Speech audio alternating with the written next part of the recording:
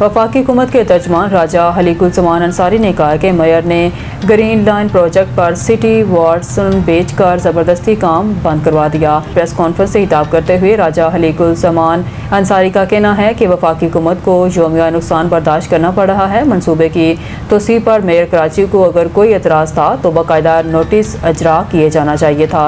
उन्होंने कहा कि ग्रीन लाइन का दूसरा फेज़ कॉमन कॉरिडोर है। मुस्तकबिल में सारी BRT बसें इस पर चलेंगी। ये बेबुनियाद बात है कि ग्रीन लाइन के दूसरे मरहले का काम 2035 तक भी मुकम्मल नहीं होगा। अगर काम करने दिया जाए तो जून 2026 तक काम मुकम्मल कर लेंगे। वफाकी हुकूमत सिंध के 22 मनसूबों के लिए 334 अरब रुपये मुख्तस किए गए हैं, जिनमें से 18 अरब रुपये मनसूबों पर खर्च किए जा चुके हैं और बाकी बनंदा मनसूबों पर काम का आगाज़ होने वाला है। राजा हलीकुलजमान अंसारी ने कहा कि वफाक की ख्वाहिश है सिंध हुकूमत मेयर ऑफिस कराची की तरक्की के लिए मिलकर काम करे। मेयर कराची से दरख्वास्त है वो मिलकर कराची की खिदमत करें।